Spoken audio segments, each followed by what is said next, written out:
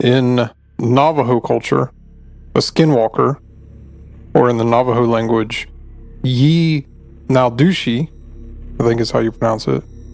It's a type of harmful witch that can shapeshift or possess or otherwise disguise itself as an animal. And it's very particular that it's like somebody who's harmful. It's they're never used to describe, that word's never used to describe healers. But the word itself translates to, by means of it, it goes on all fours. And from my reading, they're all witches, and it's the complete antithesis to Navajo culture and morals.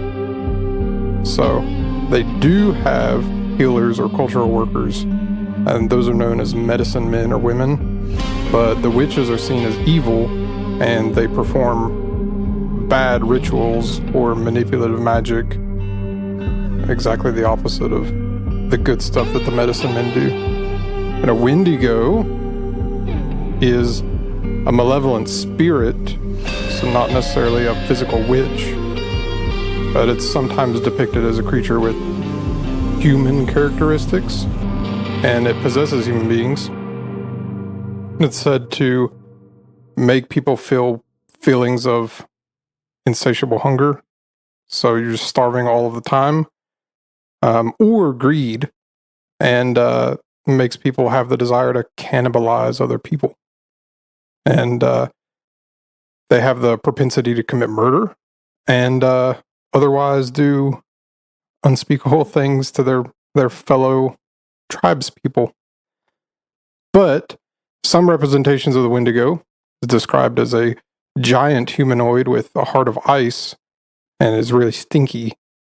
And if you encounter one, you might get an odd chill if it's coming towards you. And then I think you're doing the not deer. Yeah, so in addition to all that, lurking in the Appalachian woods, we have an entity that appears harmless and familiar at first glance, but it soon reveals itself to be something else unnerving. So the not deer are exactly what the name implies. It's something like a deer, but just not quite right. This is Country Roads Creeps. Take it away. Thank you. You're welcome.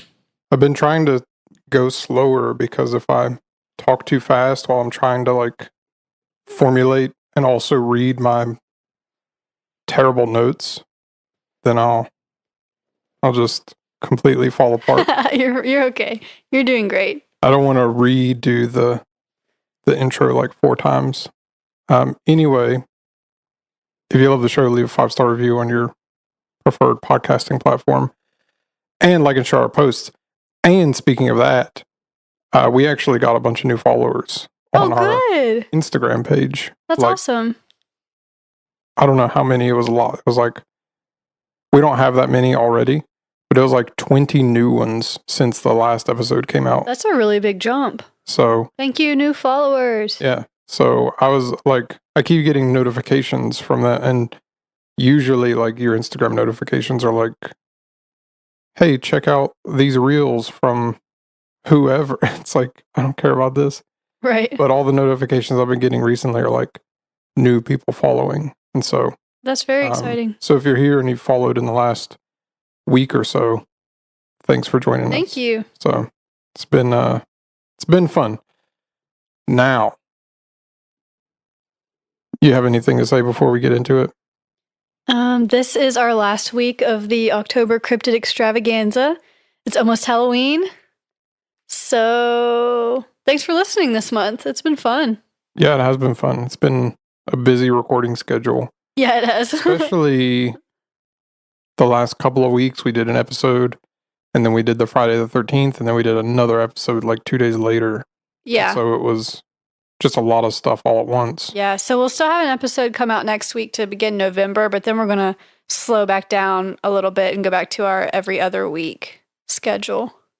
Yeah, I meant to put in here about that, and I totally forgot. That's okay. We talked about what we were going to do. I think we're going to do. We'll be taking a little bit of a break around the holidays, but you'll still have episodes coming. That's why we're going to do one for the 1st of November, because the way it maths out, there'll be one that comes out before Thanksgiving, and then we'll take a break for that period, come back in December, and then there will be a break during Christmas and Christmas. New Year's. Yeah. So it'll be good. And then we'll come back like second-ish week of January, I think it was. But anyway, I'm doing Skinwalkers and Wendigos. And I'm doing Not Deer. Not Deer, yeah. So this is something that's like kind of close to us, because like the Not Deer is like a thing that's specifically in Appalachia. Yeah. And so it's kind of interesting, but albeit like all three of them, we're lumping them into one episode, but they're all totally separate. Yeah, and we want to make those distinctions that these are not the same things. Yeah. They're definitely three separate topics here. Yeah, and like I said in the intro, the Skinwalker in Navajo culture is a harmful witch, is what they describe it as. So it's an actual person that does dark magic. And in the other native cultures like Wendigo, it's a spirit that possesses people. So it's the very different distinction there. Yeah. But I just want to point out before I actually get into all the information, I'm going to be completely omitting all of the information on Skinwalker Ranch. We can do another episode on it in the future if there's interest in that. I'm just putting that out there. I'm not talking about it. Okay. In case somebody's like, you're talking about Skinwalkers, you didn't do Skinwalker Ranch. That's going to be separate, maybe. Skinwalker Ranch has almost nothing to do with actual skinwalkers and almost everything to do with being a fake UFO tourist attraction. So I'm putting it here and people can argue about that. Way. So somebody will be like, Skinwalker Ranch is real. No, it's not. You know how we know it's real? Because History Channel has done like 18 documentaries on it and hasn't caught a single thing. So, also, the Skinwalkers and Wendigos don't necessarily have horns or antlers. I know they're depicted that way usually, and the pictures that I used today and that I'm probably going to use in the photo dump when the episode comes out, some of them have horns. The Not Deer have horns. But they're like, just because there's pictures of it, or like whatever TikTok you're watching has a picture of a Skinwalker with horns or a Wendigo with horns, that's not that. Okay. If they shapeshift into a deer, cool, and we'll get into it, and I'm sure you have more information on that too. They're not described with horns ever. So just also putting that out in front. But anyway, here we go. Information time. So like I said, Skinwalkers, they're witches. And they're totally the antithesis of medicine men. However, the medicine men actually do learn about evil magic, as well as the good rituals that they can do. And that's specifically so that they can better protect against the evil magic and learn how to manipulate that. But there are people who choose to become witches, and those people are seen as being corrupt in Navajo culture. And the Navajo are generally reluctant to talk about Skinwalkers, and really any kind of like bad spirits or anything really like culturally bad. And the reason for that is there's kind of a lack of cultural context for people that are outside of their culture. And also, it's believed that if you talk about this stuff, you'll invite bad energy in, which not talking about it kind of leads to some misunderstandings in addition to not having the cultural context that's might be needed to understand really what they're talking about. So you get a lot of misunderstandings and a lot of misinformation about that, as well as non-Navajo people butchering stories in the media, like the books and movies and TV and stuff. So actually, there's a lady called, her name's Adrienne Keene. She's a Cherokee Nation academic, and she's the founder of the Native Appropriations website. And she kind of flames people out all the time for using Native legends in non-Native media, As she should. especially when it's done incorrectly. Yeah. And so I have a quote from her. She says, when people use these legends incorrectly and they're non-natives and they're using Native legends incorrectly, she says, we as Native people are now opened up to a barrage of questions about these beliefs and traditions, but these are not things that need or should be discussed by outsiders at all. I'm sorry if that seems unfair, but that's how our cultures survive. So widespread belief in the tribal custom, like I said, kind of warns that if you talk about this stuff, you're going to invite bad luck and bad spirits to your home, or just attract it to yourself. So, or it'll make your encounters with them more likely.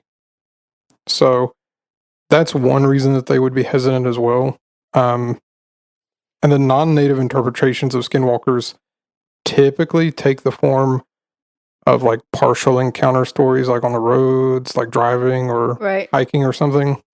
And the heroes of the story, like whoever's involved, are temporarily in danger, but they escape, and not in really a way that is ever seen in Navajo stories, actual native stories.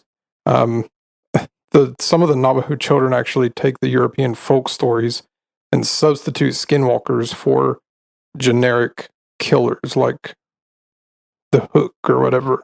So, or at least the Hook was one of the examples that I saw, which is like he has a hook hand and he kills people in their car, like on Lover's Lane, and kills and they're like, it's skinwalkers. So anyway, there's certain animals that are associated with witchcraft, and those are usually like the trickster kind of animals, like coyotes, wolves, foxes, eagles, owls, or crows.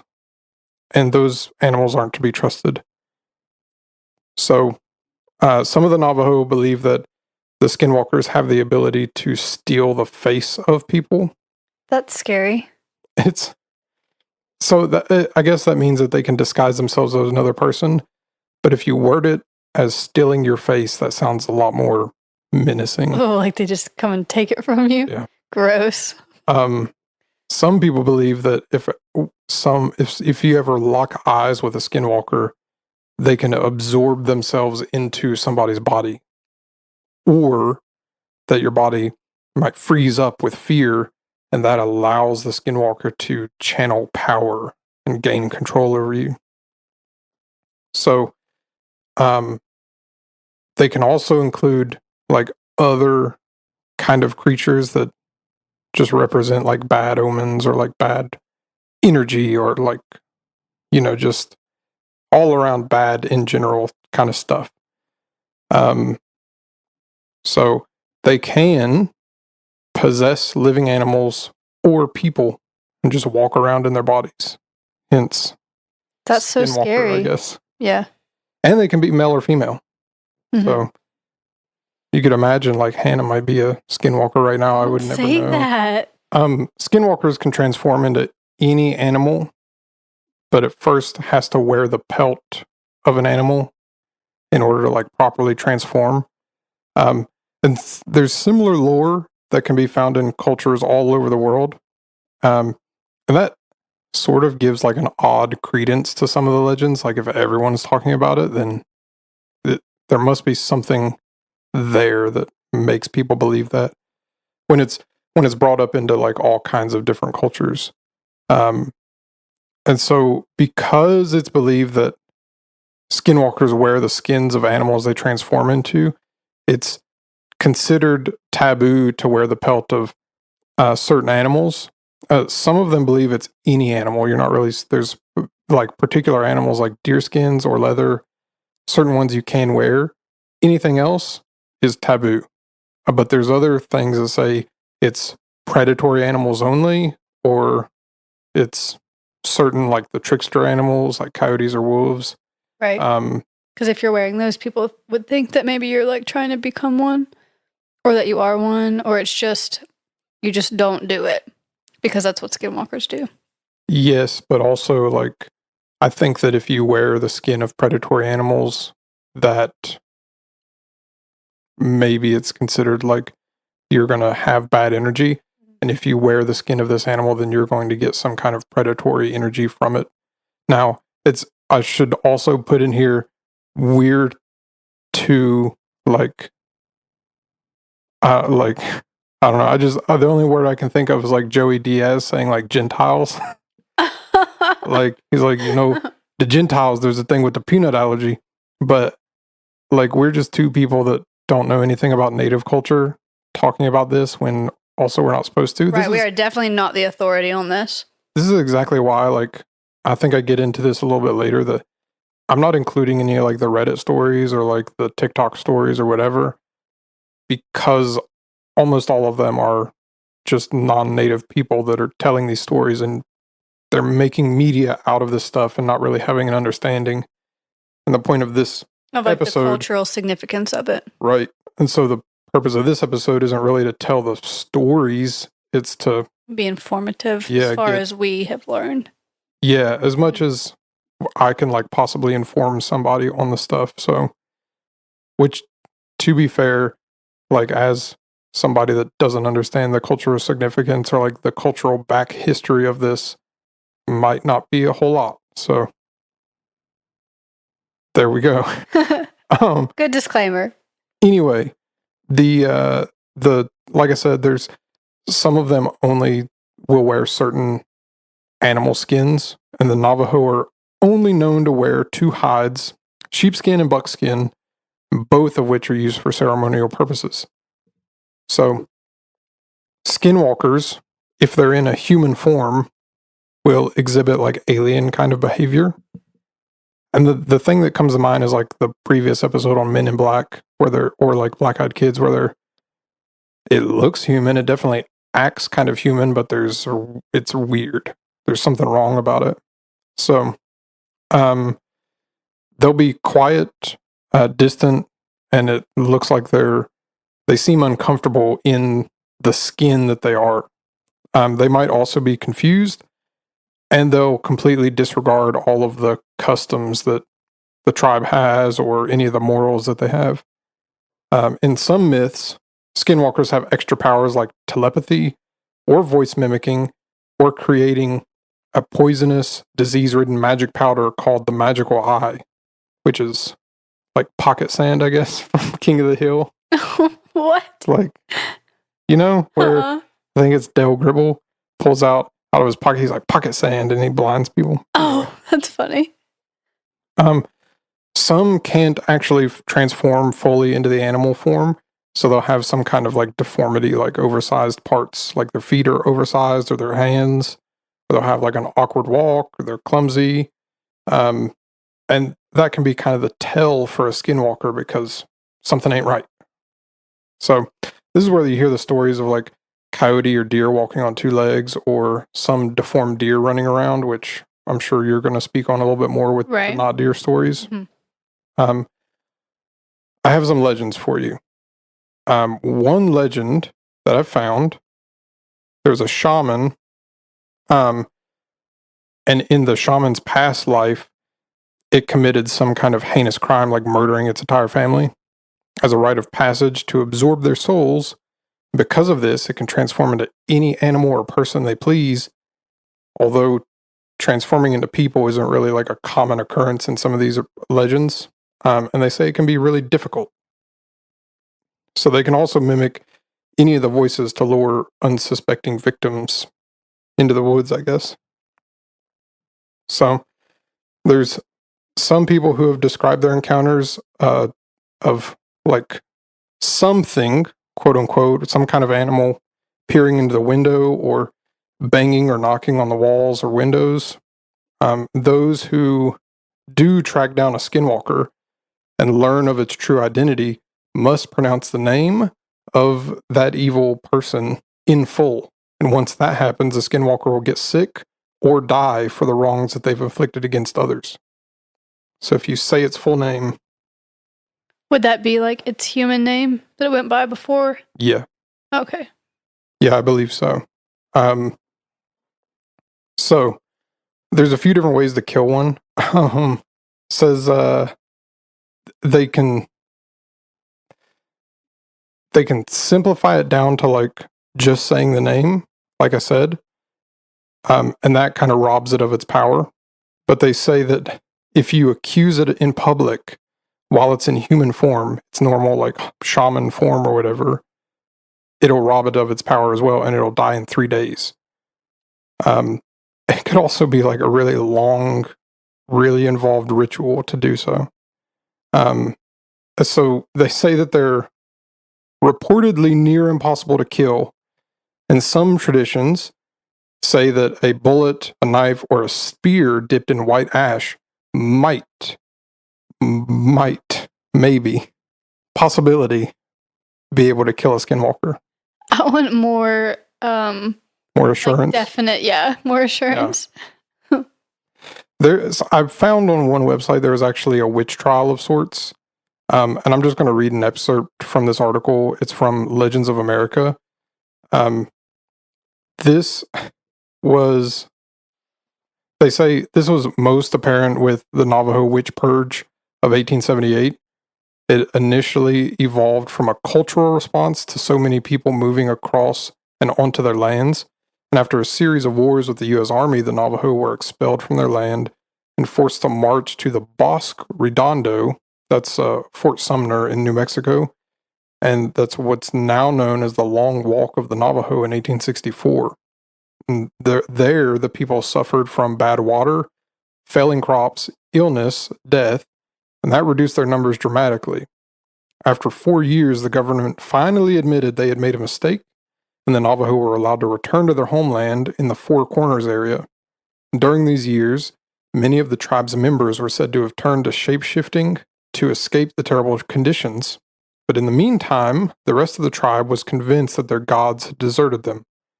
Once the people had returned to their homeland, their conditions improved, but the dreaded skinwalkers, who they blamed for their years on the bleak reservation, were still among them.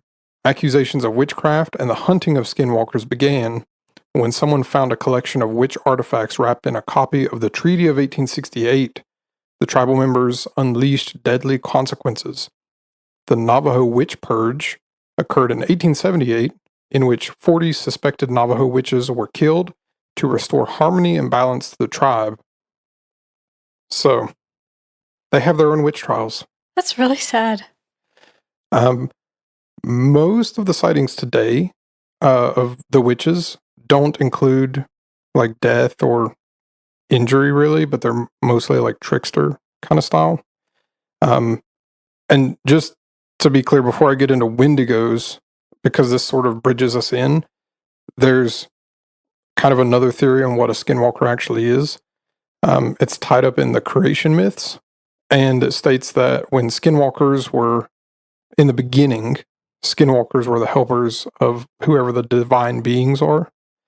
And in the Navajo stories, it's called the Nagloshi, I believe is how you pronounce it. They're agents for the holy people. And when they were first training humans in the blessing way, Nagloshi were supposed to abandon the mortal world with the holy people. But a few decided to stay behind, and their greed and their desire to stay in the mortal plane corrupted the power that the holy people had given them, and it transformed them into malicious, semi-divine magical beings. So, some tribes actually differentiate between the Nagloshi and Skinwalkers, and the former Native American equivalent of the fallen angels is what like these Nagloshi are. So it's like I guess that's like the Christian equivalent. Mm-hmm. That's what all of these ones that stayed behind, that's like their equivalent in what we would know as fallen angels. Okay. But the skinwalkers are, if you're using the word skinwalker, refers to a mortal who practices dark magic. Right. So there is a beast in Maya tradition called the Huay Chivo. and it's a half-man, half-beast creature with burning red eyes, and it's specific to Yucatan Peninsula, and it's supposed to be an evil sorcerer who can transform himself into a supernatural animal, and that's usually a goat or a dog or a deer, and it preys upon livestock. So, in recent times, that's been turned into what the chupacabras are. There's a Mesoamerican folk religion that calls this kind of creature a nagual, or at least like their closest ancestor to a skinwalker, I guess. Maybe not ancestor is the right word, but they call it a nagual. I remember hearing about this in like elementary school. We talked about like, Really? yeah, like South American kind of like ancient stuff. That's cool. They said the nagual is a human who has the power to shapeshift into whoever their tonal animal counterpart is. So nagualism is tied to the belief that someone can access power and spiritual insight by connecting with that animal, like their spirit animal, I guess, and use those powers for good or evil, pretty much based on what their mood is. Like whatever they desire, whatever their personality is, Right. they can use their animal for good or evil. And the other thing I want to mention is the therianthropy. That's like the worldwide mythological ability, or could be an affliction, a sickness, for people to metamorphose into animals or human-animal hybrids. And there's some cave drawings that were found at Les Trois Frères in France that depict those ancient beliefs that people can transform into animals. And the best form of that is lycanthropy, which is werewolves. But I didn't actually know that there were other forms of this. I guess from what I read, you can pretty much have any form, like transform into any animal. So kind of cool. But we're going to Wendigos. So a Wendigo, like I said in the beginning, is an evil spirit that originates in the plains and the Great Lakes natives cultures. And so they're said to be a malevolent spirit as opposed to the skinwalker, which is a human. Again, trying to make that distinction. And some say that it either has human characteristics that possesses human beings, and it'll invoke these feelings of hunger or greed that can't quench the feeling of being hungry or greedy, and they want to cannibalize humans. And the other representations are of a giant humanoid with a heart of ice, a foul stench, and as it approaches, you'll get what they call an unseasonable chill. So That's interesting. it's summertime and you get the chilly bumps. So I want to first give you a couple of quotes. This is from Basil H. Johnson. He's an Ojibwe teacher and a scholar from Ontario. And he gives this description of a Wendigo. So I'm just, instead of trying to like, as a non-native, trying to say what it is, this is a guy. Yeah, So, that's a good choice. He says the Wendigo was gaunt to the point of emaciation, its desiccated skin pulled tightly over its bones, with its bones pushing out against its skin, its complexion the ash gray of death, and its eyes pushed back deep into their sockets. The Wendigo looked like a gaunt skeleton recently disinterred from the grave. What lips it had were tattered and bloody, unclean and suffering from suppuration of the flesh. The Wendigo gave off a strange and eerie odor of decay and decomposition, of death and corruption. So, what? Two things. Okay. One, that sounds absolutely terrifying. Yes. Two, you love the word gaunt, and you got to use it a couple times just now. I do love the word gaunt. It's one of your Do favorites. you know why I love the word gaunt? Something about the accent.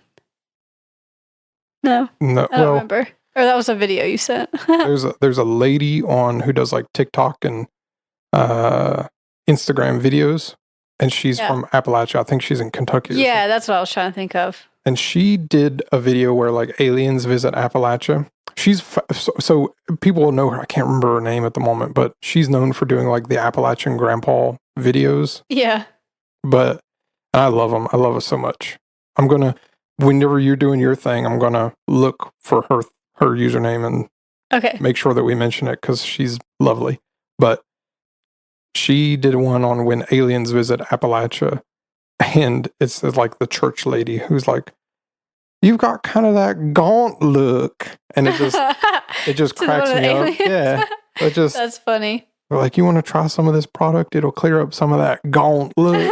Like that brings joy. That's hilarious. While we're talking about like dialect and the way those videos sound and stuff, I was listening back to, I want to say our Friday the 13th episode. It might have been a different one, but I said something.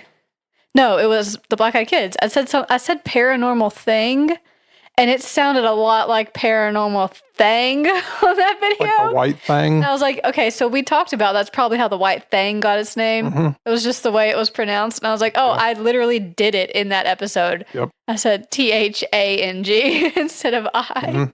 This paranormal thing. I made it through the entire Men in Black episode without using the word gaunt. And I really should have typed it in there somewhere. Yeah.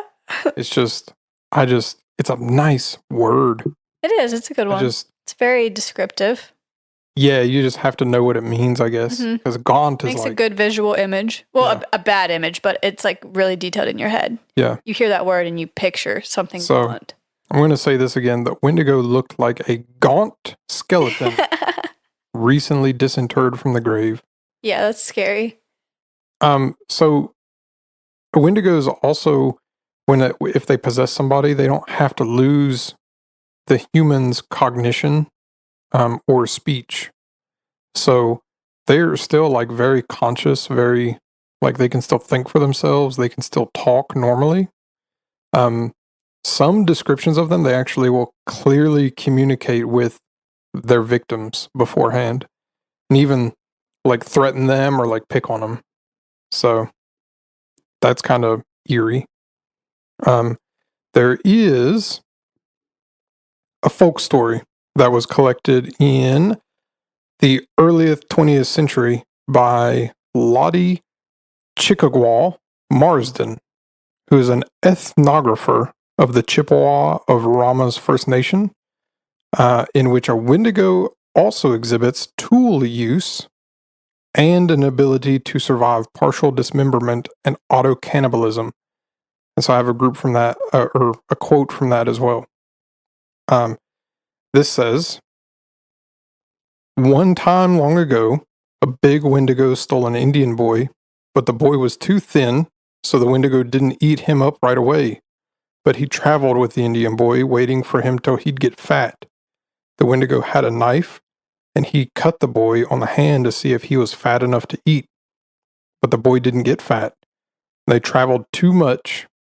One day they came to an Indian village, and the Wendigo sent the boy to the Indian village to get some things for him to eat. He just gave the boy so much time to go there and back. The boy told the Indians that the Wendigo was near them and showed them his hand where the Wendigo cut him to see if he was fat enough to eat. They heard the Wendigo calling the boy. He said to the boy, 'Hurry up, don't tell lies to those Indians.' All of these Indians went to where the Wendigo was and cut off his legs. They went back again to see if he was dead, and he wasn't dead. He was eating the juice from the inside of the bones of his legs that were cut off. Ooh, that's disgusting. The Indians asked the Wendigo if there was any fat on them. He said, 'You bet there is. I have eaten lots of Indians. No wonder they are fat.' The Indians then killed him and cut him to pieces. This was the end of this giant Wendigo." What in the world? He was sucking the marrow out of his own legs. It's really gross. So, in some traditions, humans who were overpowered by greed could turn into Wendigos. And that myth of people turning into it because of their greed or because of some other sin served as kind of, I guess, a parable that encouraged people to be cooperative and only partake in moderation and to be nice to each other and to not want too much of anything and to really hey, you if you don't be good, you're going to turn into a Wendigo. So there's some other sources that say Wendigos were created when a human resorted to cannibalism to survive, and they could also turn into Wendigos by being in contact with a Wendigo for too long. So there's actual historical accounts that are, it says that they're retroactively diagnosed, which means somebody has looked at this historical account and they have determined that, hey, this is a Wendigo psychosis, is what we're calling it, and it was caused by this exact thing. It's been reported that humans became possessed by the spirit of a Wendigo after they've been in a situation of needing food and have no other choice but cannibalism. And there's actually it's the Jesuit Relations from 1661, and they reported, this is another quote I'm going to read, what caused us greater concern was the news that met us upon entering the lake, namely that the men deputied by our conductor for the purpose of summoning the nations to the North Sea and to assigning them a rendezvous where they were to await our coming, had met their death the previous winter in a strange manner. Those poor men, according to the report that was given to us, were seized with an ailment unknown to us, but not very unusual among the people we were seeking. They are afflicted with neither lunacy, hypochondria, nor frenzy, but have a combination of all these species of disease which affects their imaginations and causes them a more than canine hunger. This makes them so ravenous for human flesh that they pounce upon women, children, and even upon men like veritable werewolves and devour them voraciously without being able to appease or glut their appetite, ever seeking fresh prey, and the more greedily, the more they eat. This ailment attacked our deputies, and as death is the sole remedy among those simple people for checking such acts of murder, they were slain in order to stay the course of their madness. That's not ideal. Gaunt. No, it's not. But like I said, they call it Wendigo psychosis. So if you're a cannibal, then you'll be what the native people, I guess, believe is that you would be consumed with the spirit of a Wendigo. But actually, it could just be a mental disorder that you feel such guilt for eating another person that you go crazy. And you have this Wendigo psychosis that makes you eat more people and become ravenous. And yeah. And isn't there something about eating people, actually, if you eat brains or something, it changes your brain too? It makes you go crazy. There is like a mad cow disease type of deal. There's a disease that actually I think it's the cannibals, the New Guinea cannibals, the Papua, right? Those cannibals. I think they get some kind of disease from eating other people. Yeah. So, I don't know.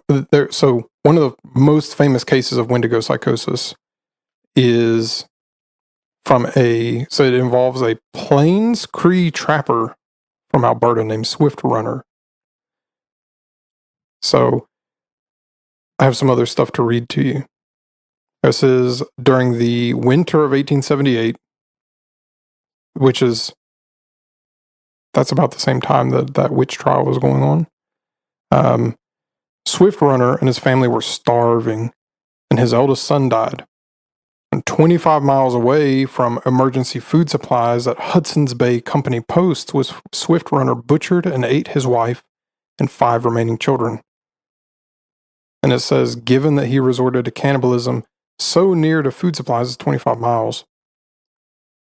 He killed and consumed the remains of all those present. It was revealed that Swift Runner was not a case of pure cannibalism as a last resort to avoid starvation, but he had Wendigo psychosis. And he actually eventually confessed and was executed by authorities at Fort Saskatchewan. So that's kind of insane. He was 25 miles away. He could have gone to the store and gotten food. But he didn't. But he didn't. There's another pretty well-known case that involves the Wendigo psychosis. It's Jack Fiddler. He's an Oji-Cree chief and medicine man, and he was known for his powers for defeating the Wendigo. In some cases, he killed people that had the Wendigo psychosis, and as a result, this happens in 1907. Jack Fiddler and his brother Joseph were arrested by the Canadian authorities for homicide because he was killing these people with Wendigo psychosis. Jack committed suicide, but his brother Joseph was tried and sentenced to life in prison, and he ultimately was given a pardon, but he died 3 days later in jail before receiving the news of his pardon. Oh, that's bad timing. Yep. So there's actually, this kind of goes for both Wendigo and Skinwalkers, but they're in all kinds of different media. Mm-hmm. So Wendigo specifically are all kinds of film and TV. Probably the most famous was Stephen King's Pet Sematary. That was like everywhere, every website that I looked at. But the most interesting one, would you like to give any kind of guess as to which cartoon features a Wendigo, not Scooby-Doo? I don't know. That's interesting. Is it on Cartoon Network? I don't know. Oh, okay. It's not a... Go ahead and tell me. My Little Pony. No. Yep. Wendigo. I don't know what channel that would have been on. In My Little Pony, Wendigos are a race of ghostly, horse-like creatures that first appear in season 2 on an episode called Hearth's Warming Eve. They're winter spirits that feed off of the fighting and hatred between other horses. Is every character in My Little Pony a horse? I don't know. And they create blizzards and freezing weather. So I never would have guessed that.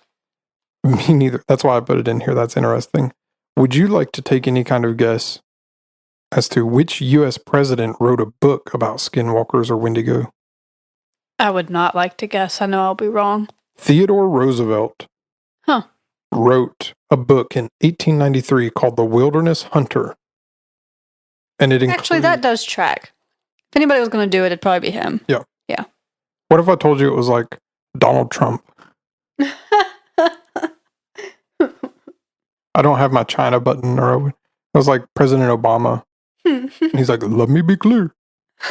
Wendigo. And anyway.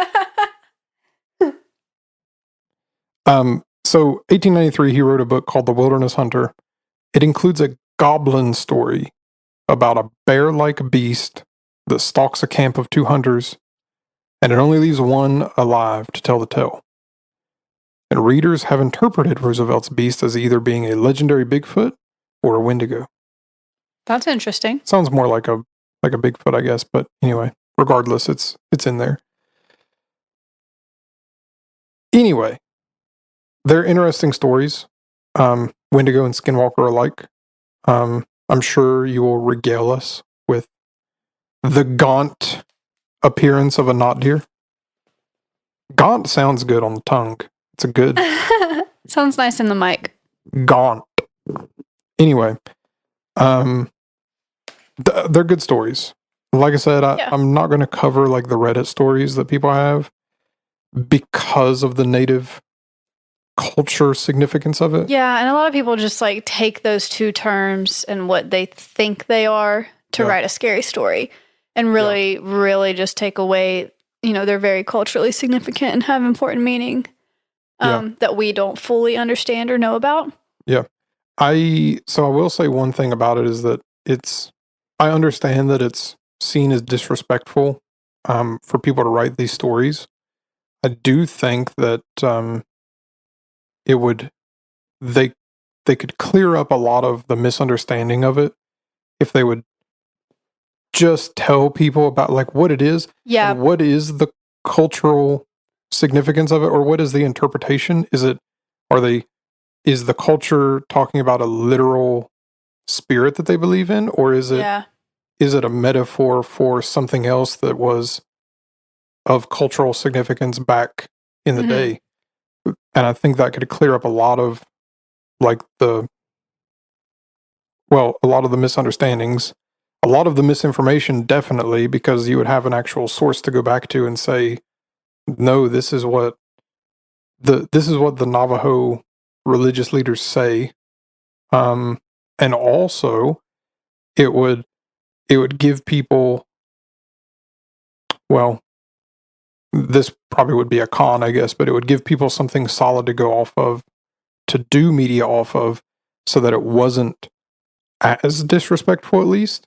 Yeah. I think people are going to make movies and write books and stuff about it regardless, but I totally get why, like, the Native American people or Navajo people don't want to talk about it, though, if it's the belief that it brings bad things to you. Like, I don't blame them for not wanting to speak about it, you know? Yeah, 100%. But yeah, that does make it kind of more mysterious for outsiders. Yeah. I totally understand it. So part of that, I guess it's sort of twofold, is that if it's mysterious, then obviously outsiders are going to want to know about it. But if you say, we're not going to tell you about it because there's cultural significance here, then that makes it like doubly mysterious. And so now they're going to want to know about it even more. So now when people do make media about it, like Adrian Keene said, it opens up them, like, there's a barrage of questions that they all get about this stuff. And we don't want to talk about it because it's going to lead them to us, and we're going to have encounters with spiritual beings. Yeah, and it's going to be harmful to us. You're not going to, because it's not those spirits aren't attached to your culture. Yeah. But they are ours. I wouldn't want to talk about it either. Yeah. It was going to be dangerous to me. So it's been done to death, like the Skinwalker thing has. Almost all of the stories on Reddit are fake anyway. Like, most of them are going to be the creative writing prompts and stuff. Yeah. There was actually one, I'm not going to say the name of the podcast because, one, I don't remember the name, and I don't want to like accidentally put some podcast on blast. And like, we're new to this whole thing. But it's one of the podcasts that like they pull stories and tell them as creepypastas or whatever. And I had to stop listening to them because they said it was a story about like some kind of werewolf / Skinwalker thing. It was like most terrifying Skinwalker stories. Anyway, I had to stop listening a long time ago because this episode came out. I listened to it, and like halfway through, I was like, that's a pretty good story, even like it's fake, but pretty good. And then he said, I've flicked the safety off my 38 revolver. 38 revolvers don't have safeties. And that's what ruined it for you? Yeah. Because it's like you couldn't suspend the disbelief at that point. Everyone knows that they don't have safeties. Everyone knows. That's so funny. You're listening to a story about paranormal cryptid beings, but that's what ruined it for you. It's literally something that like, it just irks me to no end. Like when that's hilarious. Like there's a scene in a movie where like Bruce Willis is talking about Glocks, and he's like, they're made out of porcelain. They can go through a metal detector. Both lies. Yeah. So it's like not made out of porcelain. There's like anytime somebody, like an officer in a movie, pulls up a gun and it's a Glock, because all officers carry Glocks, and the safety sound comes off, and it's like Glocks don't have safeties either. Yeah. So every time you pull a gun and it goes click, click, it doesn't, like, that's not what happens. Or like whenever you hear in a movie, like they empty the gun and they keep going click. All semi-autos don't make that click sound when you keep. It's movie magic. It irks me when Herschel from The Walking Dead had the unlimited ammo shotgun and he's killing zombies. Yeah. I can suspend my belief with that. Okay? because they cut away and he can reload. Okay. Yeah. When John Wick has unlimited ammo, Those movies are so good. yeah, they're Love good. John Wick. John Wick, and he reloads and stuff. Yeah. And actually, he went to Terran Tactical's school of like competition cool guy Yeah, shooting, Keanu Reeves is the best. and he does and it's good. Mhm. And also, I saw a thing online. This is totally off the rails now, but I saw a thing online. Somebody was like, "Dragon's Breath shotgun rounds are something about video games, and they're not real in real life." Yeah, they are. The new movie where he used the Dragon's Breath shotgun rounds. Yeah. Those aren't real. Yeah, they are. Mhm. They're cool. And it throws fire. Anyway, I'm get back on track. no, we're gonna John Wick podcast now. No. So John Wick 5 actually he kills a Skinwalker. Oh, that's good. No, that's not true. Anyway, the last thing I'm gonna say is there's a bunch of really cool videos online that are kind of unexplainable. I might try to find some of them and put them in the photo dump, no promises, but some of them I think could just be hoaxes or misinterpreted animals or something like that. Also, the very last thing before you can do not deer is there's a movie called Antlers. Super good. I feel like I might have seen that. That sounds familiar. This kid, I think it's very metaphorical. But this kid, his dad is evidently like addicted to methamphetamine, was like cooking and stuff. And then the kid starts drawing in class like a Wendigo style creature. And the teacher is worried about him. And he has like a terrible home life. Like she never sees the dad. And I'll leave it there. I think I've watched that. It turns out the dad has the spirit of a Wendigo. No, I definitely did. Dirk and I watched that a while back. Yeah, I definitely did. Weird. But it's very good. And I think it goes very well to, it's one of the, I guess, the better cultural references to these kind of stories that's done by a non-native, because it takes the metaphorical reference from somebody who has this addiction or some insatiable hunger for something and gets the spirit of a Wendigo. And so like either hungry or, you know, has all the greed or is addicted to methamphetamine or, and they become, and also you could interpret it as this boy doesn't know what his dad's going through. And so to him, his dad seems like a monster. Anyway, I'm not going to like try to spoil everything. Go watch Antlers. And now Hannah's going to give us not deer. All right. So transitioning over into not deer. So most of the history and the stories of not deer have been passed down orally and not been written down, which makes doing research on this a little more difficult. That's further complicated by the fact that the term not deer actually wasn't used online until fairly recently, like 2019 recently. Wow. Yeah, I didn't know that. Now, stories matching this creature's descriptions go way, way, way, way, way back. They just weren't labeled as not deer until a couple years ago. They were called gaunt deer. Yeah. No, they weren't.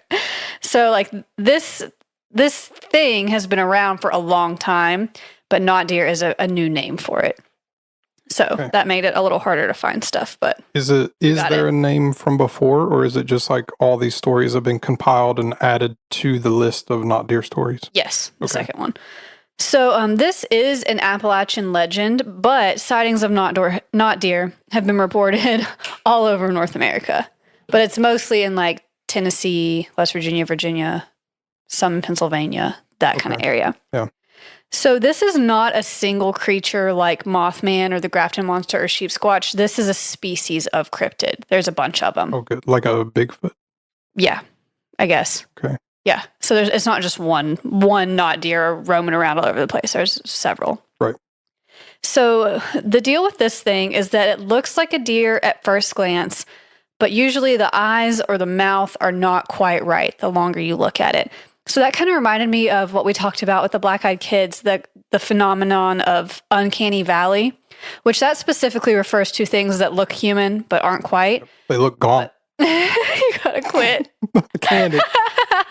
I have to like stimulate the tick now. So this is like the deer version of uncanny valley. You see it and you're like, oh, look, a deer. But then you keep looking and you're like, Is it a deer? Got like a messed up neck. Something's wrong. Oh my gosh. You just scared me doing that. You had your neck sideways and went, that was terrifying. Sorry.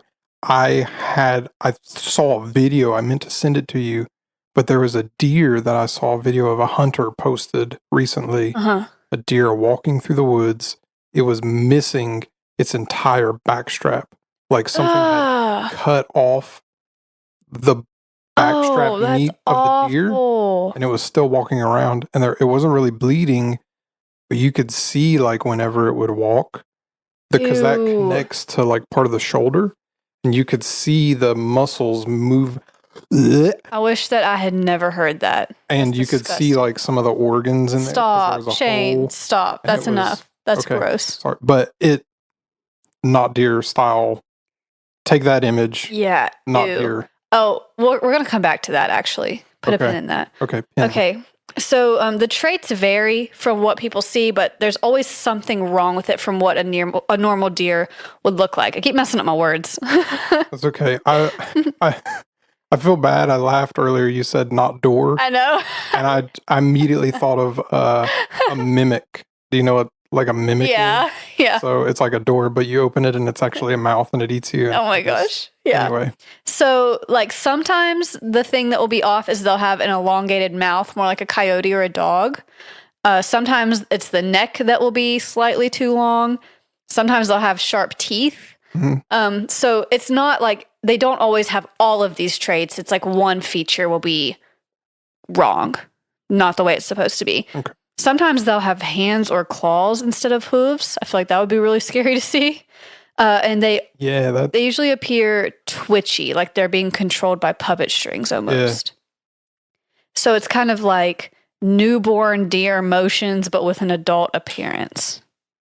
Okay. So like jerky, not really the way it should be moving. You know the GIF thing you can do in iMessage? Yeah. I think it's, if you look up not deer, there's actually a GIF of a cartoon deer and he pulls off his hooves and has hands underneath and he wiggles his fingers. I've sent it to you before, I think, but he's like, pulls them off like gloves and he wiggles his. Gross. This freaks me out. A lot of times they're reported to be double jointed or just having more joints than normal in their legs so that the legs can bend in ways that a normal deer's legs wouldn't. Gross.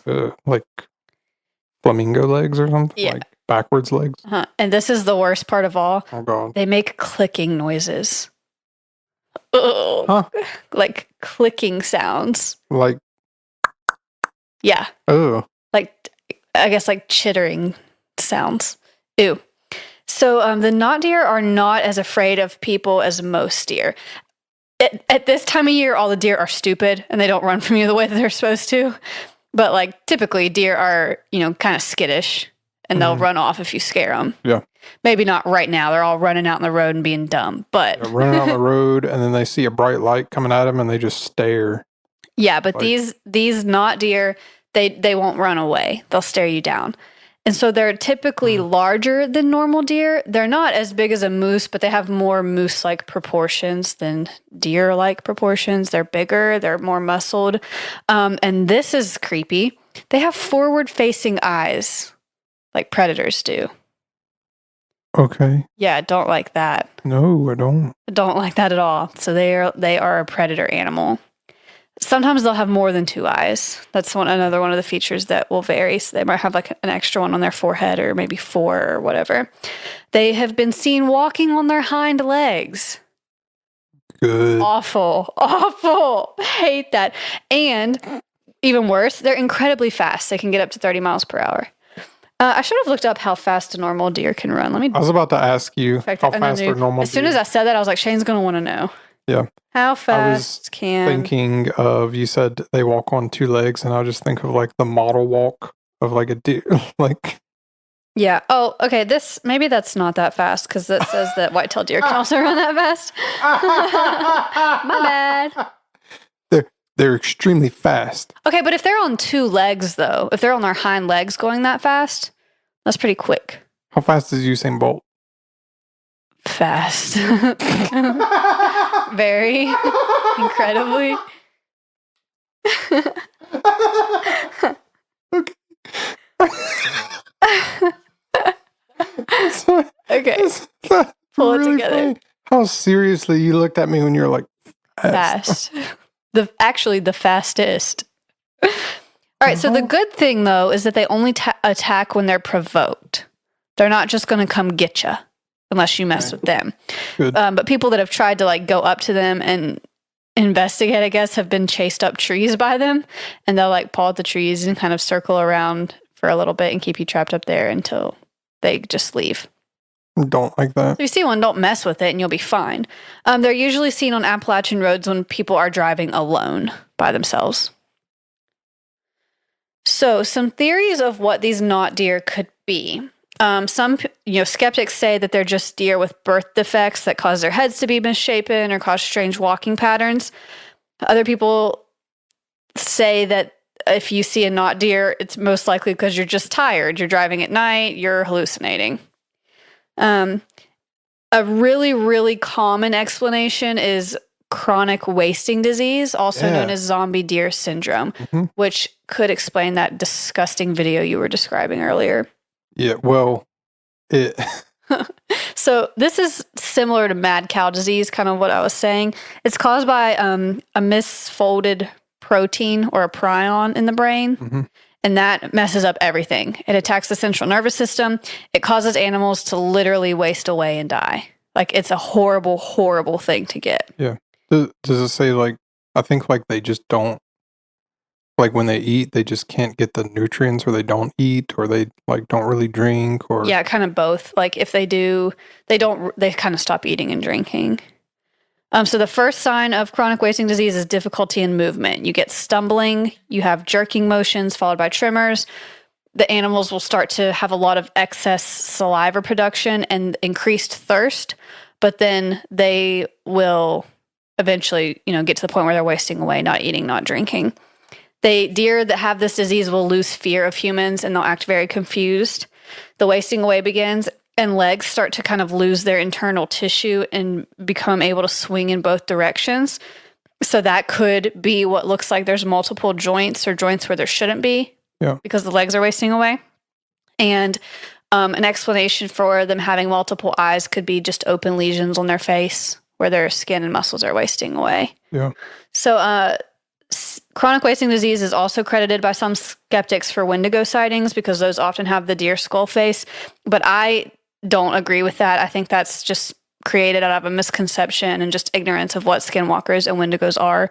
People try to lump this all into the same category, and it's not. Like, these are really totally different things. There might be some similarities in the descriptions, but what they are is not the same. Yeah. I think the picture that I posted for the episode announcement today is probably maybe a better representation. Because it was like a normal looking deer, but it had a messed up face and teeth. Right. So I was reading some stories about these, and like you said, a lot of these are on Reddit or TikTok because the older ones were just passed down orally and told to family and friends and shared and shared and shared. It wasn't recorded like in a history book of these strange deer in the woods until pretty recently. It got very popular on Reddit, on No Sleep, of course. But on some other websites and blogs and stuff, there are people that have claimed to have seen not deer and deer that have that chronic wasting disease, and they are not the same thing.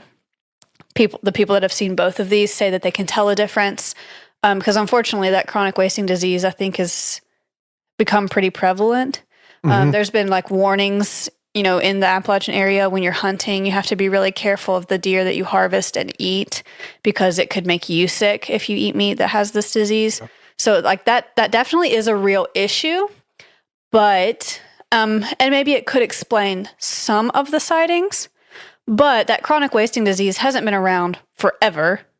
And these stories go back pretty far. Yeah. So I would be willing to say, okay, maybe sometimes when people think they see a not deer, it's just one that's sick and it's acting weird. Right. But I don't think that it's always been that, because it seems like there's quite a bit that is just like people seeing a deer when they're driving and something's not right with it. Right. And that chronic wasting disease would not explain some of those other traits, like having a longer neck. A neck wouldn't appear longer. It wouldn't cause there to be sharp teeth. It wouldn't cause forward-facing eyes. Like, there's a lot of other details that theory doesn't explain. Mm-hmm. So maybe sometimes, like the weird bending joints, but not everything is explained by that, I don't think. The hunting thing, because it is hunting season right now, at least here, the bow season just opened a couple of weeks ago. Yeah. We have rifle season coming in November. Mm-hmm. You should, if somebody's listening to this, that either you are a hunter or your husband or boyfriend is a hunter, have them check, because West Virginia does have specific regulations on what they want you to do with if you notice something with chronic wasting disease. Yeah. And you should contact the DNR about if you see a deer that's not quite right, and at least have them come check it out. Now, maybe it doesn't get reported because a lot of people around here don't have hunting licenses, but Oh, gosh. But if you're not a poacher, contact the DNR and have them look at, because I believe it can actually spread throughout an entire population of deer. It's really a big problem. Yeah. It's scary stuff. So if that happens, because hunters love wildlife. I mean, like, they kill for food, but also it's part of it is population control, part of it is being out in nature, part of it, there's a lot of good natured stuff about it. And so they don't want to see the entire population of, white-tailed deer completely decimated by some disease that could have been prevented if the DNR was able to come in and study. Yeah, for sure. And do this. So, PSA. Just be careful. Keep your eyes peeled. Yeah. Watch out for the knot deer. Watch out for the knot deer. Literally. Yeah, for sure. And, trying to figure out some of these stories between what might be a knot deer, what might just be this. There's a lot of similarities. There was one specific one I read that stuck with me because it was just gruesome. And this one was probably a deer that had this disease. So I'm going to give you the quick version of that. Okay. Heads up to our listeners, this is disgusting and upsetting. So if you don't want to hear it, fast forward at like a minute and a half. I'm glad you gave the warning instead of like just what you hit me with. I just said, it's missing its backstrap. You can see everything. Okay, what I'm about to say is pretty upsetting. Fast forward if you don't want to hear it. So one of the stories I came across, and I had actually seen this in several places. I remember reading about it a few years ago when I was reading about knot deer. So this person and their grandpa were out hunting, and they're in the woods, and they see a deer acting weird by a river, I believe. I could be butchering this, but you can find it if you Google it.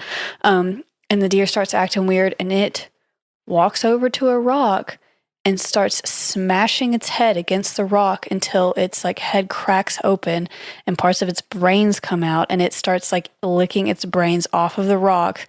What the heck? And it walks completely into the river and dies. Oh my God. Yeah, and so they left the woods that day. I mean, that would be like the scariest thing ever to see. Now, I think that was probably that chronic wasting disease, just because it totally messes up their whole brains and nervous systems and makes them act crazy. That doesn't really sound like a knot deer to me, because they usually, walk away, or the person drives away. But there's stories like that of just deer acting totally weird. Like, some of them are going to be knot deer, some of them are going to be because of this disease. Yeah. It's kind of hard to differentiate between the two. Correct me if I'm wrong, but it seems like something with chronic wasting disease would just be it acts like a deer that's all messed up. Yeah. And a knot deer would seem intelligent. Oh, yeah. And I actually had written that in my notes and accidentally skipped that. So the people that come in contact with the knot deer, they have those forward-facing eyes. So it's almost like they make eye contact with you. And the reports say that they do feel like there is higher intelligence there. Like there's the deer know what's going on. They understand almost in the situation, like, you're human, I'm something else, and you need to keep your distance from me. We can just go our separate ways here, but if you come over, then there's going to be problems. Like, people kind of feel like, okay, something like with the black-eyed kids, there's something wrong here. I need to get away from this. And there's some ideas that the knot deer are some sort of shape-shifting thing, not a Skinwalker or a Wendigo, but maybe something else. And that's why there's always a trait that's a little bit off, because whenever what this thing is shapeshifts into the not deer, it's not a deer, so it can't get it completely right. Yeah. So the neck will be too long, the mouth will be too long, the legs will bend weird. Something is wrong. I guess people will just lump it in because of the similarity on like there's some stuff in common. a Skinwalker or a Wendigo could shapeshift. And so can these, so that means they must be Related. Yeah. I guess it could just be like your classical style shapeshifter. Yeah. I mean, I don't know. It feels weird describing it that way. Mm-hmm. But yeah, I guess you would notice like a higher intelligence because like deer, I don't know how much people have like actually been out like around deer like in the woods. Yeah. But like, you know, like you make a sound and then they just stop. They freak out. They're scared. They're skittish. So like they only have two responses, either it's literally stop, freeze, or flight. and they'll look and they think that like if they just stop, you can't see them. Right. And you can tell that the deer is like afraid of you. Yeah. But with these not deer, they're not afraid of you. Yeah. You're afraid of them. So they kind of have that upper hand in the situation. I definitely am. Yeah, I'm afraid of them too. Mm-hmm. So they've been in the media a little bit.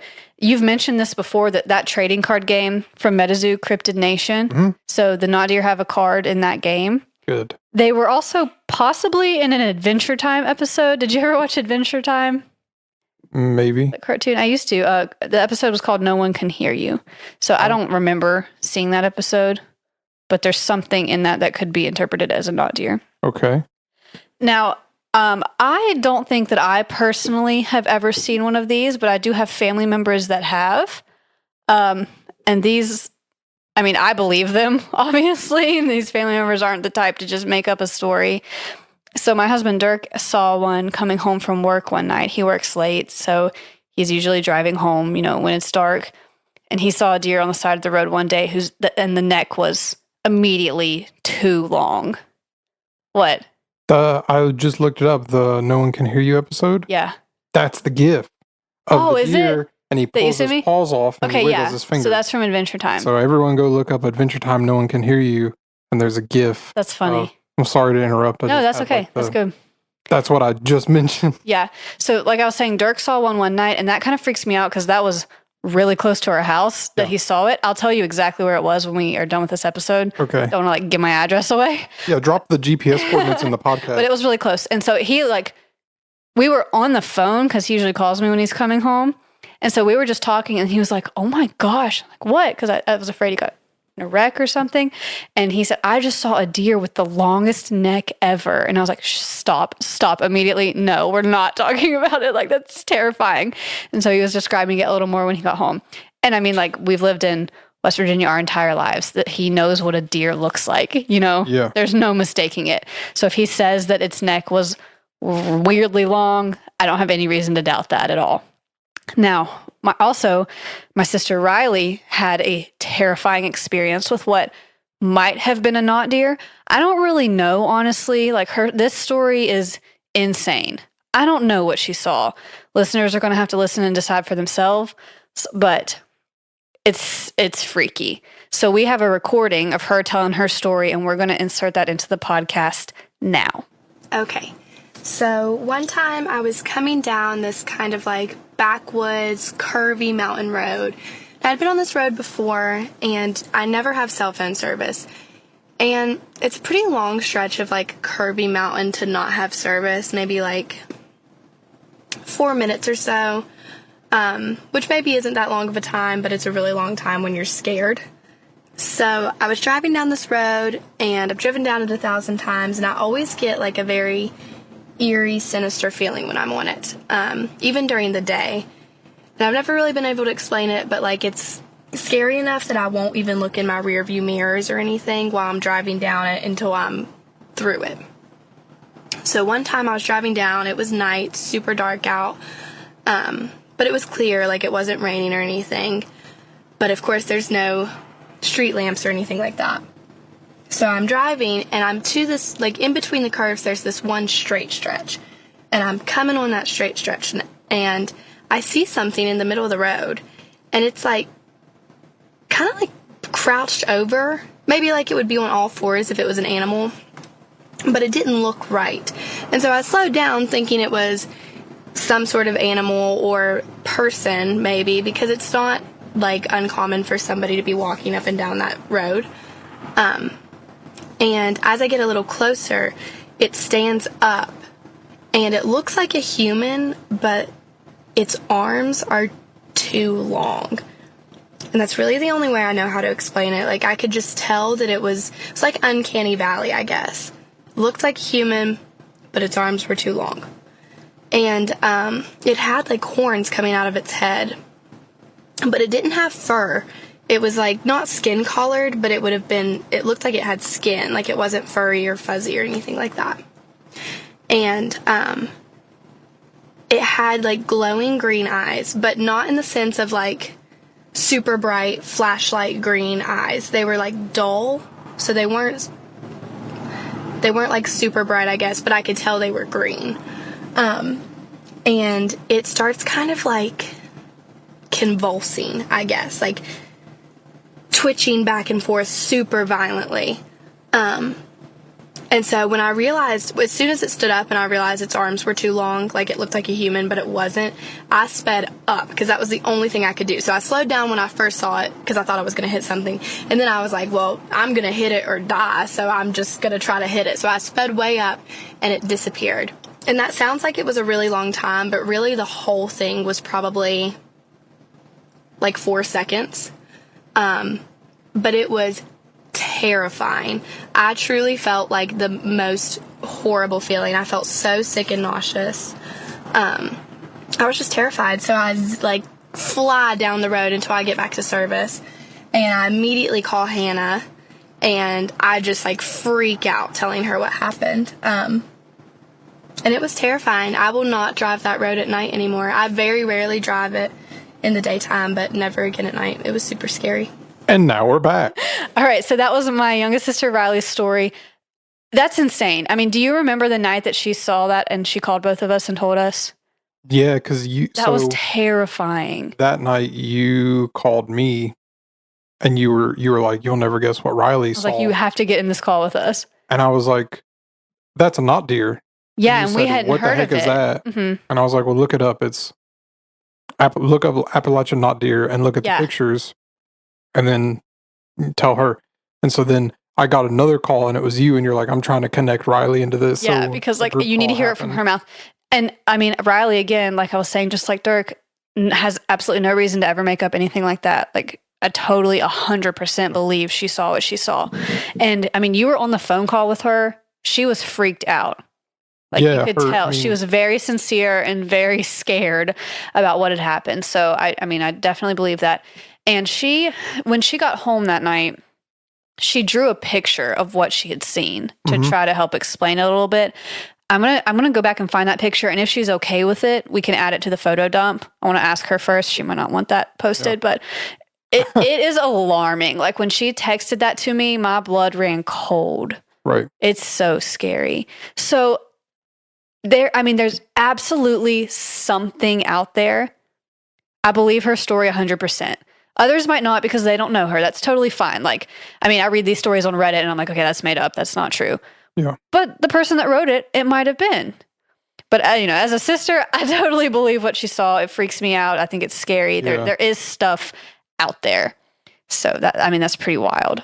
Also, it's not like every week she's texting us about some kind of like. No, like that was a rare occurrence. It was like I don't think that we had really, other than like every once in a while, we'll send back and forth like a couple of memes on Instagram and then like not talk for a few months. Yeah. And then, like, do it again. Hadn't really talked to her for years. Yeah. And then this thing happened. And right. Yeah. So. And like in that moment on that phone call, you could just tell how sincere and real that was. Yeah, you could tell she was very shaken up. Yeah. And I would have been for sure too. Yep. Yeah. So that's the knot deer. Not a Wendigo, not a Skinwalker. It's something else. Looks like a deer, but something's off about it. some kind of shape-shifting thing. Quacks like a deer. Quacks like a deer. Yeah, walks like a deer, quacks like a deer. That's Must be a hilarious. not deer. So Yeah. Do you have anything else you want to add about that? not really. Other than just like I don't know, people from West Virginia know what deer look like. Without a doubt. I mean, you Like, see them literally everywhere, every day, all year long. They're in people's yards. I saw 3 driving home from work. Yeah. Like, they're all over the place. You drive on the interstate during this time of year, they're all over the interstate. Dead ones everywhere. People hit them all the time. Mm-hmm. Like West Virginia, I think West Virginia is one of the top states for white-tailed deer collisions with a car. I believe it. Like, I think that's... They're all over the place. But so people know what they are. Yeah. Like, and I don't know. Very confidently know what they look like. Yeah. So, I mean, it's just a part of, like, I don't know. It's just... It's like knowing what a tree looks like. Yeah. They're so common. It's like seeing a bird. Like, Mm-hmm. I know, hey, guess what? I know what a bluebird looks like. I know what a chicken looks like. I know what a white-tailed deer looks like. Yeah. So, I mean, if people want to explain it away as, oh, it was night, they were driving, they were tired, their eyes played tricks on them, that's fine. But I believe if someone from around here says they saw a deer and something was wrong with it, I trust that. But the 2 things I will say is that, like, we all know what deer look like and act like for the most part. Yeah. I don't know how many people like really spend a lot of time like in the woods where deer are kind of in their, I guess, like more natural habitat. Yeah. And like how they act there, like just like walking through and they hear a twig snap or like hear you shift on your deer blind or something, and they will just like run away because there's something there that isn't supposed to be there, or they'll just stop and look around. But then also like the not deer, it seems like there's something more intelligent there. But yeah. Mm-hmm. The other thing is, as far as like knowing what they look like, have you ever seen a deer when they're shedding the velvet? Yeah, it's kind of gross. Yeah. So I think it's a possibility that maybe there's people who don't necessarily see all the time the velvet coming off. Yeah, for sure. Mm-hmm. Because, and this is going to be like an odd kind of explanation, but for people who don't know, all male deer, all bucks lose their antlers like the first part of the year. And so then nothing has antlers. And then sometime around the part of like halfway through, they start growing antlers again. And they'll have velvet on them is what it's called. But it's like a kind of like skin, and it feels like kind of velvety. And so, but it's got like blood flow to it. There's capillaries and stuff all in there. And the bones that the antlers are made out of is real soft and they're tender. And then when they go through the rut, you'll see like they'll scrape on trees and stuff. And it's them like rubbing their antlers on stuff because the velvet is coming off. Yeah. And so at a certain point, the capillaries and the blood flow comes out of that velvet, and the skin falls off, and so it's hanging there like all nasty looking. It's gross. and so it's like red. They have to rub on stuff to get it off, and so they'll be like red or pink or brown, and it's just kind of, if you're not used to seeing that, especially on like a big buck, like if they have a really big spread on them, then it'll just hang there, and like it's just bad. So, and then they'll lose all their velvet. Mm-hmm. And then they'll have normal antlers like people are used to seeing. Yeah. But then, like I said, first of the year, they'll lose their antlers again and then start to regrow new ones. But there's actually a thing that people call shed hunting. So when they shed their antlers, people will put out traps of like wire and like chicken wire and stuff out in like their barns or like certain trees and stuff. And the deer will come over and they'll rub their antlers and stuff against all this stuff, and their antlers will fall off. Mm-hmm. And people call it shed hunting because you're just waiting for a deer to come by and shed their antlers, and you go out and look for them. Well, they have since outlawed, at least in West Virginia, probably everywhere else, setting traps for this stuff. Right. Because if a deer's not ready to shed its antlers, it'll get caught and it'll just starve and die. Oh, that's sad. So very sad. Yeah. So kind of like what I was saying earlier, I definitely think there's instances where people might see a deer like that that's in the shed, or one that has that disease and it's acting weird, and call that a not deer. But I don't think every case can be explained by those theories. Just because there's too many variabilities. Right. And like the forward-facing eyes thing, like I can't get over that. That's strange. I saw a couple drawings of that, like the deer with eyes on the front. It is unsettling. Yeah. It definitely, well, so again, like Uncanny Valley, like you mentioned, it's like, that's not quite right. Something's off. Yeah, it doesn't look good. Mm-hmm. So you're like, what's wrong with that thing? Which I don't know how far that extends, but like I said, like if you're not used to seeing a deer while it's shedding its velvet, maybe you would get a little bit of Uncanny Valley on you, because it's, you know what I'm saying? It looks like a deer, but I'm not used to seeing a deer like that. So how could it possibly be a deer?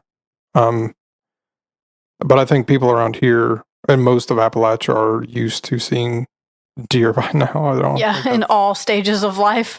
I don't think it's an issue really for most people who have grown up around here to identify one of those animals. No. Like, I mean, I don't know. like even little kids around here know.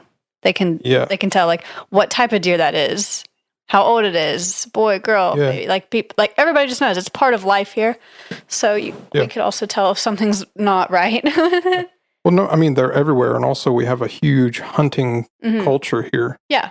And so, 50% of the houses you go in, they have a taxidermied head. It's like learning your ABCs. Then you learn also about deer. Like it's part of. You learn all of the animals that you are allowed to kill. So squirrels. And what time of year and how you can do it.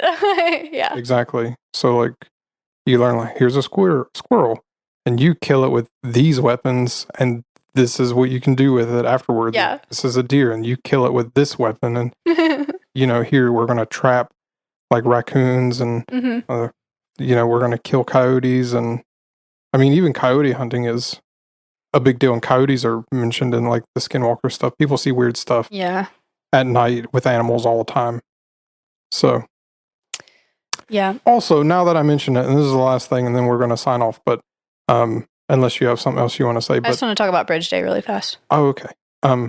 The last thing about this stuff, I think also some of it could be that people are used to seeing stuff in like a documentary context. Yeah. Like this is planet Earth, and this is what animals do, and this is what they look like. Yeah. And then they see something totally crazy in the woods, an animal doing, and they're like, what the heck? Mm-hmm. It just so happens to be what an animal does. You've just never seen it put into a documentary before. Like, I get that sometimes where like I'll see something, I'm like, I didn't know that could do that. Possums act like this, because it's not.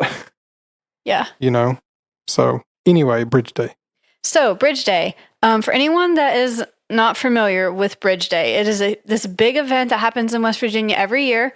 They did have to cancel it for 2 years, like during COVID time, but it came back last year and it was back this year, and it's bigger and better than ever. It gets bigger every single year. So what happens on Bridge Day is in Fayetteville, West Virginia, they close down the New River Gorge Bridge to traffic and they open it up to pedestrians. So that's like the highest single arch bridge around, other than that one in China. Is that correct? I think it's like third or fourth now. I think they built 2 in China. Oh, that's kind of lame, but anyway. And I think it was the longest. I think it's still. Oh, that's right. Yeah. I'm not sure. I think it's a different number for the highest, but it's like one of the highest longest bridges. Single arch or something. Yeah. I think it's the highest in West Virginia. Yeah.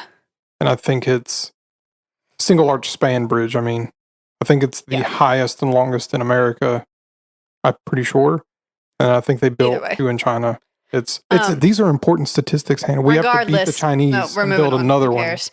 Regardless, it spans the New River Gorge, which just got upgraded to a national park, and it is absolutely gorgeous, especially because they always do it in October. The leaves have changed, which is beautiful in West Virginia. You can't beat it. So it's so pretty, and you get to walk across the bridge, and there's tons of vendors that set up and sell all kinds of stuff. It's really neat. And people base jump off the bridge and parachute down into the gorge. So they have like a little landing zone set up, and people try to land on a bullseye, but a lot of people land in the water, and they have boats that'll come over and get them. And then people also rappel down off the bridge. Someone told me they used to do a zip line, but I don't think they do that anymore off the bridge. But they have the base jumping, with the parachutes, the rappelling, and it is so cool. And they have a catapult that people can get in, so you can either just jump off the platform or you can get in the catapult, and they literally launch these people off, and it is crazy. Yeah. Obviously, super dangerous because there's not a lot of room for error with this base jump. Normally people jump off a lot higher things, I think. You have to pull your chute pretty quickly, and some people don't, so it gets kind of scary. There are injuries every now and then, but in order to jump, you have to qualify. Like, you have to have so many jumps. You can't just wake up one day and decide you're jumping off the New Gorge Bridge. Like, you have to know what you're doing. But it's really cool, and it was a lot of fun, and my family came in, and we went and had a great time. Do they still do the bungee jumping off the bridge? No, I don't think they do that anymore. They have the rappelling and the base jumping. When I was a kid, I remember they used to do the bungee jumping, and they would have like 5 stations or whatever set up where people would, and they would just fall. I think that was like more of a Wild West time. I think you had to like sign a waiver, and they're just like, okay, cool, here's a harness. I think anybody could probably zip line if they wanted to. Now, it is insanely crowded because it's become such a popular event, so that is a little stressful. If you're not a big fan of crowds of people, it's gotten insane. But to go and do it once, I think, is worth it because the view is beautiful, and like, how often do you get to walk on a bridge like that with traffic shut down? Yeah. And Fayetteville is just really cool. So they have different places you can park and ride a shuttle over to the bridge. Last year, Riley and I were unfortunate. We did not get into one of the shuttle places, and we had to walk really, really far. But again, where it's in the fall, it was a beautiful walk, and we enjoyed it, even though it took us quite a while. This year, we got on a shuttle, so it was really nice. And they've reopened Secrets to Sandwich Society in Fayetteville, and they have Pies and Pints there and lots of little shops. And it was really fun and a really nice day to be outside. So if you're looking for something to do next October, check out Bridge Day in Fayetteville, West Virginia. Yeah. I'm not going to say what I do, but, which is going to make it sound super mysterious, and it's not, but, I know a lot of cops because of my job. Yeah. And, one of them is a state trooper in West Virginia, and he came in, last week at work and was like, yeah, I gotta work Bridge Day, and he's had to work it like every single year since he started as a state trooper. And he's like, yeah, so, and he's part of their like special response team that they have. And so like his job is basically like if there's any terrorists. Yeah. So you're safe. I mean, security is pretty intense there for obvious reasons. You're on a bridge. You do have to go through metal detectors, and you can't take bags unless they're really small or if they're clear. Yep. So, I mean, and security has gotten more intense as the years have gone on. Like, I remember going as a kid, you just walked on, you took your backpacks, like everybody's doing whatever they want. Last year, I was able to take a bag that wasn't clear. I still had to go through the metal detector. This year, it had to be clear bag or small. So it seems like every year they add a little more, but that's not a bad thing. I mean, it wasn't like we had to wait super long to get through the security line or anything. It moved quickly. Have you ever walked or hiked the Long Point Trail? Yeah, and when you get out to that rock, you can see the bridge. Yeah, you can see the bridge far, far off. So it's so pretty. We could see that rock where we were standing on the bridge. Yeah. And see where that trail comes out. So that's another. Fayetteville's cool. There's a lot to do there. It's actually not a long walk. So even if you're not like a hiker, then you can still do it. It's very doable. I think it's like a mile and a half, mile and a quarter. And it's not like strenuous or super steep or anything. You don't even really, I think halfway is like flat pretty much. Yeah. And then it's a pretty there's a little bit of a grade. It's not really super steep. And the payoff is amazing. You come out to this overlook, basically. The trees open up and you're standing over the gorge and you can see the bridge across from you. It's beautiful. I have a story to tell. Okay. About hiking. So, me and Melinda have gone a lot of places to like photograph like waterfalls and stuff. Mm-hmm. And usually there's like a hike or there's like a drive. Like whenever I had my Jeep, we could go on some trail somewhere, and then it takes you out somewhere, and it's like, this is like a hidden thing that only we can get to. Like certain people can get here. You have to put in work to get there. But we went to, so I'll preface this by saying like we went to all kinds of those kind of waterfalls. Like they're hidden. You have to find them. Have to go on some trail, either like with the Jeep or hike it. We went to this place. I can't remember the name of it, but there's 3 waterfalls, and they're tall. They're like the tallest waterfalls in West Virginia. And you go down these steps. And she's like, "Are you sure you want to go down all these steps?" I'm like, "Yeah, it's fine." And she's like, "You're going to have to walk all the way back up." Yeah. And it's like 1,000 steps or something. I was dead by the end of it. And it was July, and it was 90 degrees. Oh, no. And this is before I had started losing weight. Yeah. So I was not as super good looking as I am now. I was like 300 pounds, and it was just not a good time. So, and everybody was like, "Wow, you did it." And I was like, "Oh, yeah. Uh-huh. So cool." So that was good. We went to see the grist mill, and she still picks on me to this day because I said there was no pizzazz. Oh my gosh. Have you ever been to the grist mill? I don't think so. When you go to the grist mill, I was under the impression it was going to be like everything else. We went to Hawk's Nest. We had to hike a little ways, not hugely, but we had to hike a little ways to get down to the bottom where you could photograph from a lower angle the waterfalls. We show up to the grist mill, pull in the parking lot, and I'm like, "Okay, how far is our hike?" And she's like, "We're here." And I was like, "Are you serious?" And I look over, and there's a little shack thing with a wheel on it. And I'm like, "Is that it?" And she goes, "Yeah." And I was like, "You can see it from the parking lot." And she's like, "Yeah, we're here. This is what people come all around to do." And I was like, "Where's the pizzazz?" Kind of sounds like maybe you were just being grumpy. No, I'm not grumpy. I'm not known to be grumpy. Right.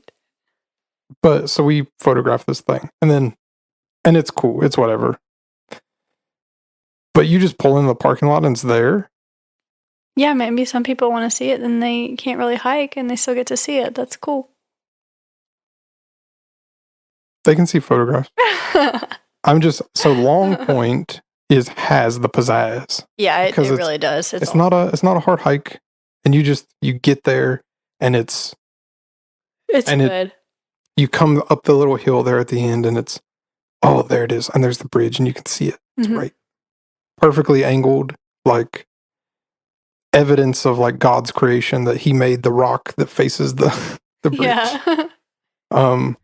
Also, another thing was we had gone to Channels. I don't remember if we talked about this on the podcast after we had gone to Channels, but it was.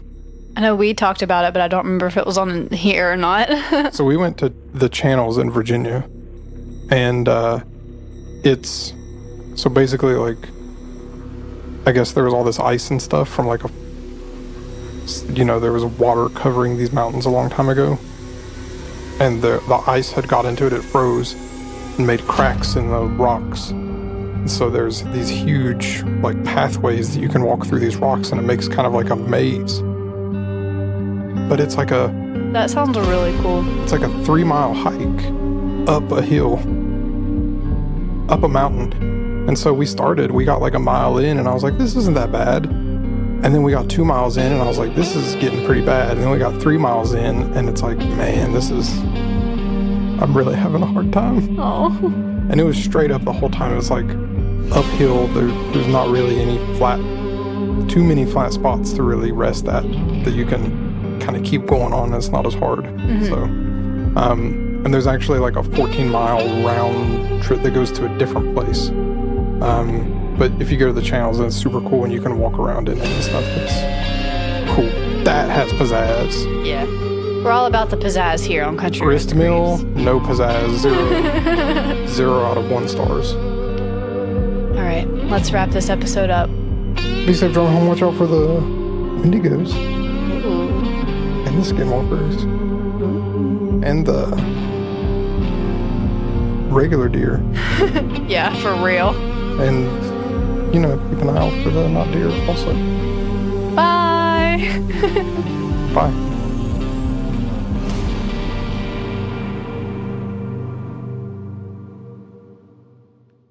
How long was that?